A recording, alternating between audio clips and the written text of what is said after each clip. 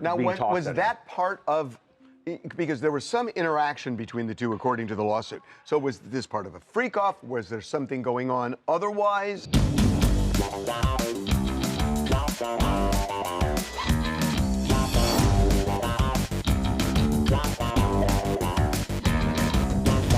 Welcome to TMZ Live. So Diddy is serving prison time right now for violating the Mann Act.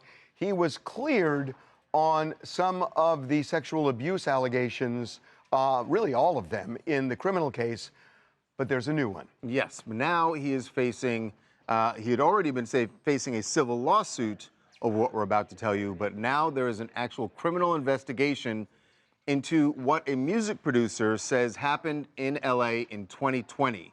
And it involves a sex act that, according to this producer, was performed with a t-shirt, and that basically Diddy asked him to help him with this sex act.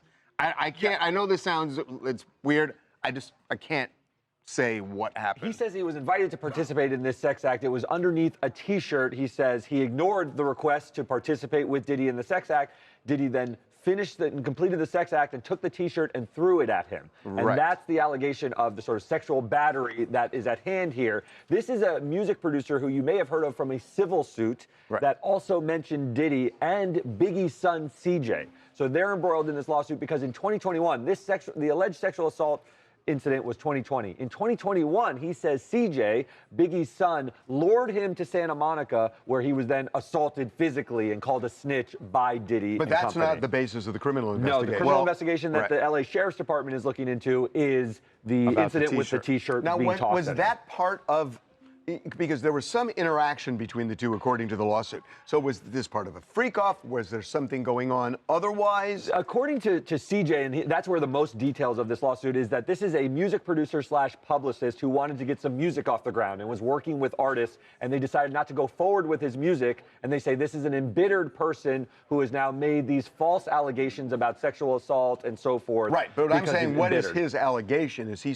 he saying that there was some... It was a photo shoot is what he says. He was invited to a photo shoot, and when he got there, Diddy was masturbating under this t-shirt and then committed the act.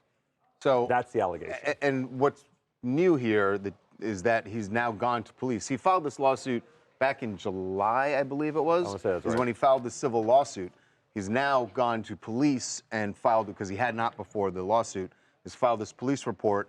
And that's what's launched this investigation. If you file a police report, it will trigger an investigation. They have to look into these things. It doesn't give it more veracity or anything like that. It's just that they have made this allegation, and the deputies have to investigate do their due diligence. Now, Diddy's team has said this is categorically false. This is defamatory. We'll vindicate him in court, as we did in our other criminal trial and so forth. But this is now out there, and he's going to have to sort of deal with it. He already had, we know, a list like this of civil lawsuits that he had to deal with, and this was one of them, but now this is the only one I can think of that has triggered a criminal investigation. And it's lurid with the Biggie son allegation, so it's obviously got a lot of interest. Has Biggie's son responded? He has filed a countersuit, actually, against this guy. That's where he's saying this is a jilted producer who we didn't work with and go forward with. And his allegation towards CJ is that CJ lured him to Santa Monica so that he could be assaulted. I'm Suzanne Roxanne. I'm in New Mexico. As far as, Diddy's assistant, that claim is consistent with all the other claims formerly against Diddy and Diddy's behavior. I don't blame this victim for coming out, 5 or so years later. Diddy was very powerful. I assume this would be a case based off of testimony only, unless, he saved the t-shirt. I'm a criminal defense attorney. I'm not quick generally to jump to conclusions, but I believe this victim, and I hope he gets his day in court. Yeah, I think it's too early to know. To really evaluate truth or lies. People could say anything they want to say in a lawsuit. Especially because we've seen so many of these civil suits, and there are usually some similarities between them. So who knows? Just if it goes to court, then we'll find out.